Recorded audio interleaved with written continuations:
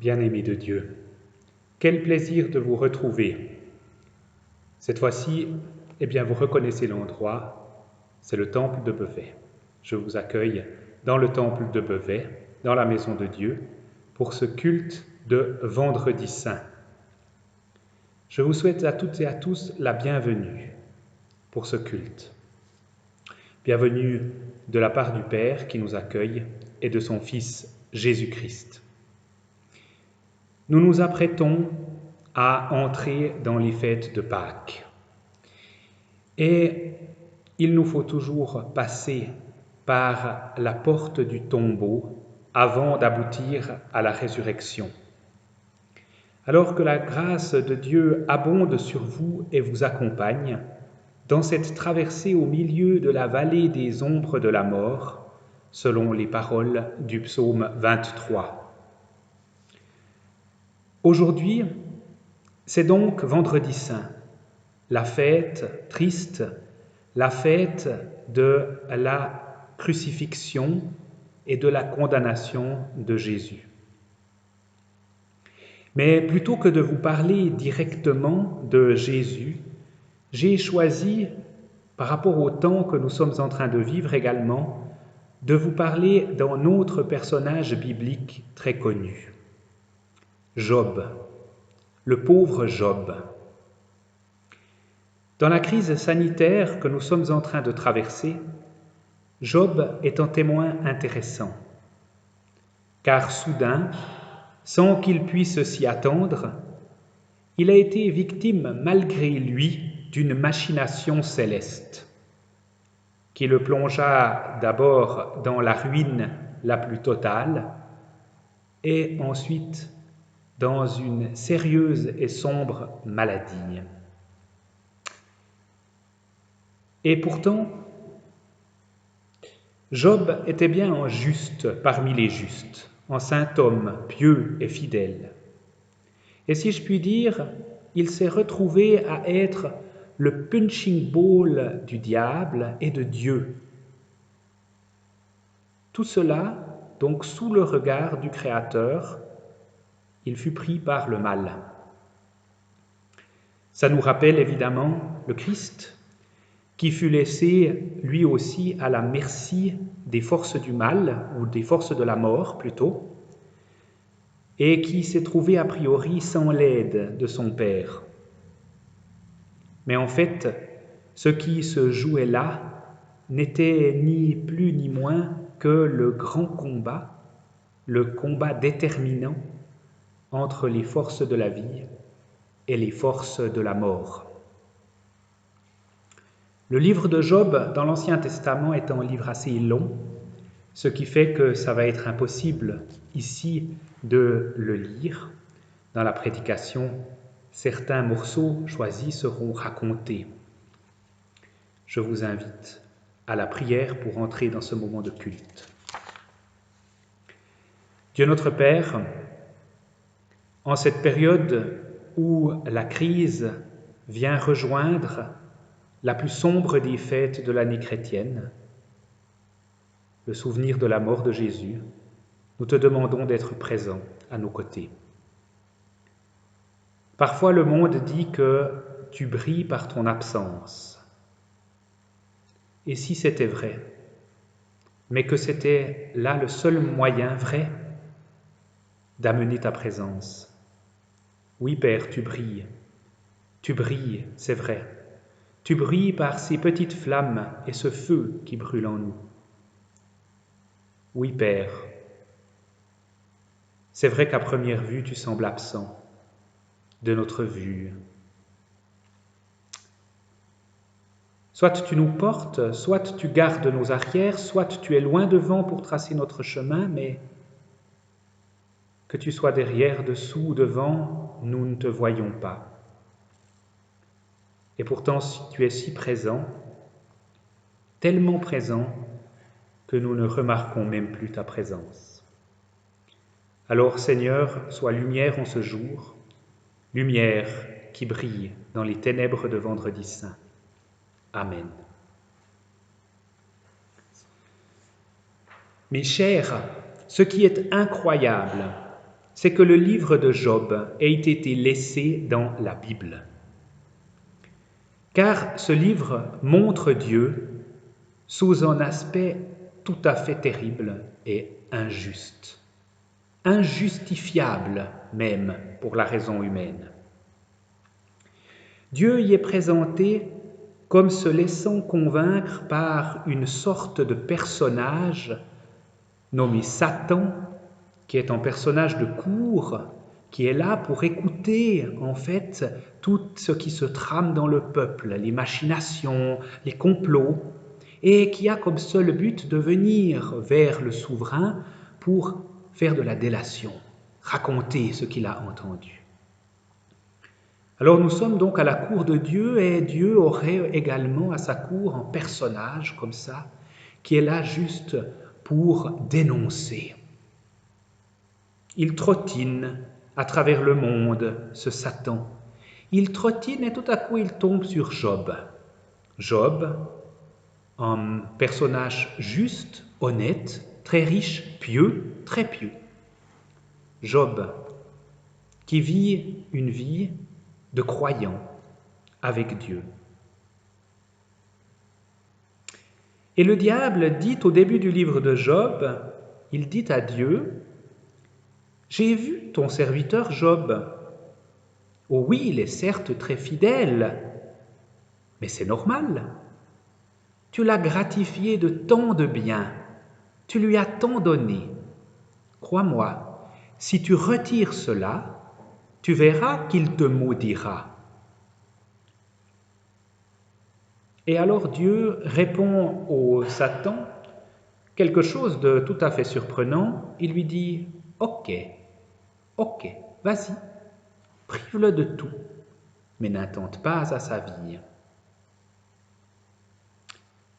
Job était donc un homme qui avait tout, et tout lui sera ôté, tout. Ses biens, ses richesses, ses troupeaux, ses tentes, sa famille, sa femme, ses enfants, juste pas sa vie, mais il sera plongé dans la plus grande souffrance, car la maladie dont l'affuble le Satan semble ressembler à la peste bubonique ou une lèpre qui le ronge. Job prend un tesson de verre et se gratte ses furoncles douloureux. C'est le thème du livre. Le diable plonge Job dans une pauvreté et une détresse totale, tout ça sous le regard de Dieu qui ne dit mot et même consent. Dieu ne l'empêche pas, Dieu n'empêche pas ce mal, il le valide même. Comment est-ce possible? Dieu n'est-il pas Dieu? Dieu ne savait-il pas en disant oui à Satan que Job serait assez fort pour résister, parce qu'il va être assez fort? Dieu n'aurait-il pas pu lui épargner tout cela? Eh bien, c'est la grande question du bien et du mal dans la création et comment Dieu le tolère. Dieu ne domine-t-il pas toutes sortes de choses, y compris ce Satan qui reste son serviteur?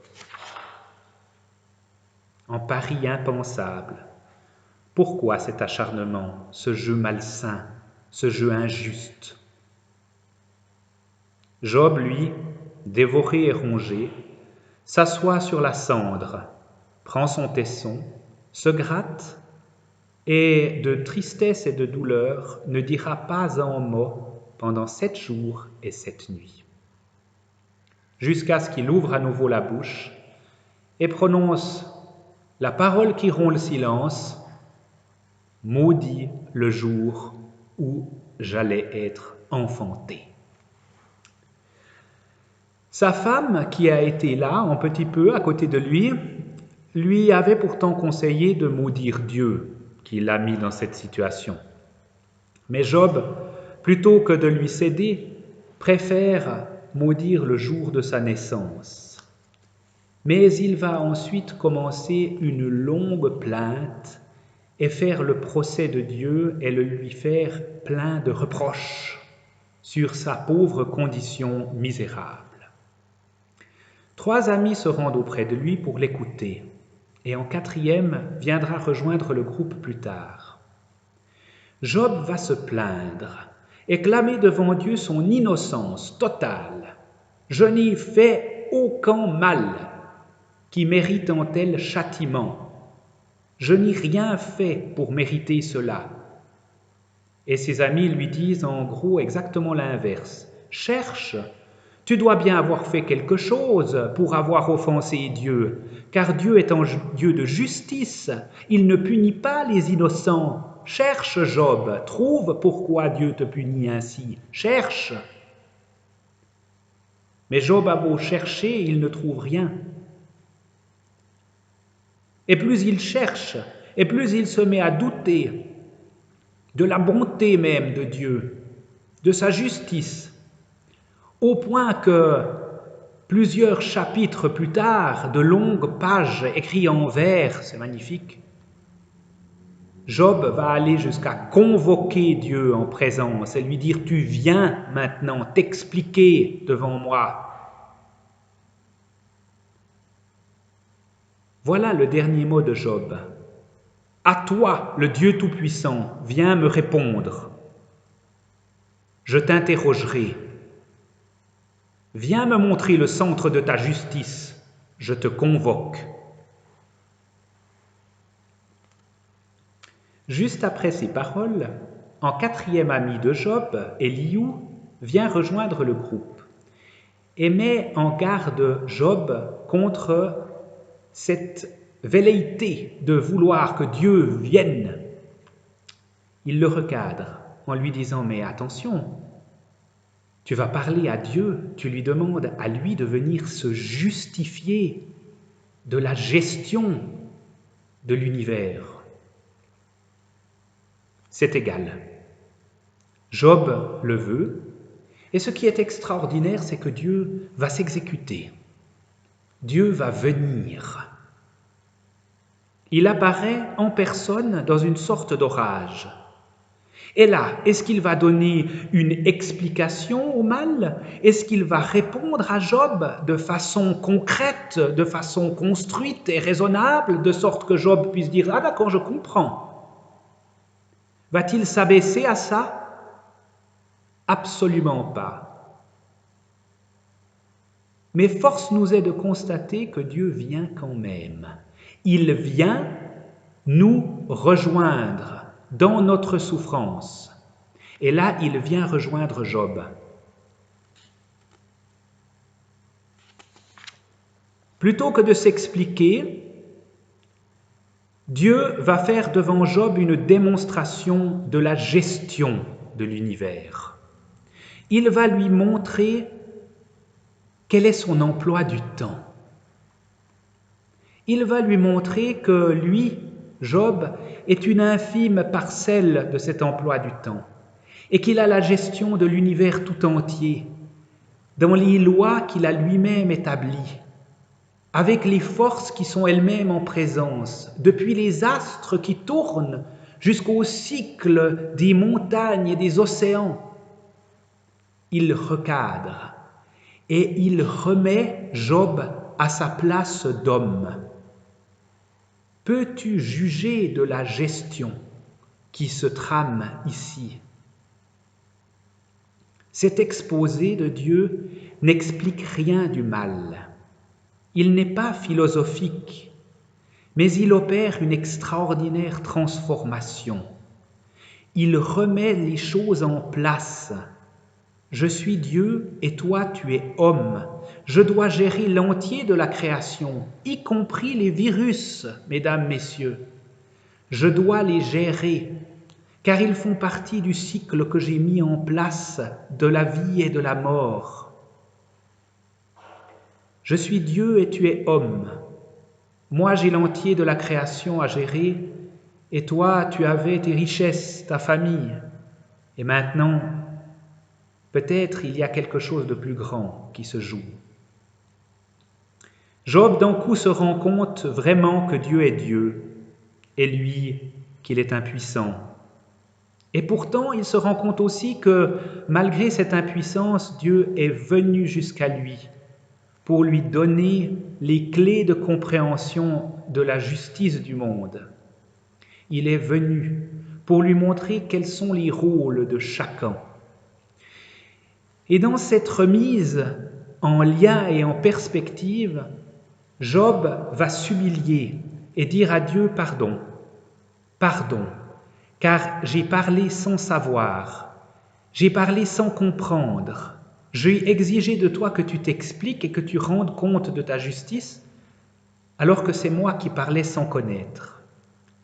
Et ce qui est extraordinaire, c'est qu'à ce moment-là, Dieu le restaure dans toutes ses richesses. Est-ce que symboliquement, ça veut dire que oui, il y a eu un miracle et tout lui a été redonné? Ou est-ce que symboliquement, cela veut dire que, en fait, Job se retrouve autant riche qu'avant, parce qu'il a compris quel était déjà l'amour que Dieu avait pour lui, pour être venu devant lui s'expliquer, mais aussi quel était son rôle d'homme à lui, de rester à sa place et d'œuvrer. La question du mal demeure, et Job doit comprendre qu'en regardant les choses avec les yeux de Dieu, le bien et le mal souvent changent de définition. Ce qui est le mal de Job devient en fait un moyen pour Dieu de combattre les forces du mal elles-mêmes, dans son dialogue avec le traître, avec Satan. Il y a quelque chose de cosmique qui se joue là-dedans. Et c'est ça qui est incroyable de savoir, c'est que chacune de nos victoires sur le mal ici-bas sont en fait des victoires qui sont remportées cosmiquement dans l'entier de la création. Un combat se joue, si l'on veut bien, un combat dans lequel nous avons tous notre rôle à jouer, et nous le voyons aujourd'hui. En ce jour de Vendredi Saint, mes chers amis, en peu particulier au cœur de cette crise sanitaire, il me semble que nous devons nous souvenir de l'intensité de ce combat. Le président français parlait d'une guerre. Si j'ose dire, oui. Mais si on prend ce terme justement dans un sens un peu cosmique, les forces de vie sont en train de lutter très fortement contre les forces de mort. C'est un peu comme quand on doit soigner une maladie, souvent le médicament n'est pas très agréable et produit des effets secondaires, mais pourtant le médicament est nécessaire. Il y a un combat. C'est la santé contre la maladie, c'est l'espérance contre le désespoir, c'est la liberté contre l'emprisonnement du confinement, c'est l'actif contre le passif, le plein contre le vide. Nous sommes au cœur du combat de Vendredi Saint. L'homme doit certes se révolter contre le mal, car en faisant cela, il est aux côtés de Dieu dans le combat. Mais n'oublions jamais que Dieu est capable d'utiliser le mal contre le mal lui-même, la mort contre la mort, comme le scorpion dont je parlais la semaine passée, qui se pique lui-même de son propre aiguillon. Dieu fait parfaitement cela. Et Job est en témoin, le Christ est le témoin suprême de cette victoire sur la mort, mais qui n'a pas été faite sans souffrance, sans difficulté, sans violence aussi. La justice de Dieu est quelque chose d'insondable. Il reste le maître absolu de l'histoire, le maître éternel des temps. Et nous devons, en tant qu'humanité, rendre à Dieu ce qui appartient à Dieu, c'est-à-dire cette gestion. Et maintenant, pour conclure cette prédication, je vous invite à prononcer avec moi la prière bien connue de saint François d'Assise, qui est la prière idéale pour Vendredi Saint. Seigneur, fais de moi un instrument de ta paix. Là où il y a la haine, que je mette l'amour. Là où il y a l'offense, que je mette le pardon. Là où il y a la discorde, que je mette l'union. Là où il y a l'erreur, que je mette la vérité. Là où il y a de doute, que je mette la foi. Là où il y a le désespoir, que je mette l'espérance. Là où il y a les ténèbres, que je mette votre lumière. Là où il y a la tristesse, que je mette la joie.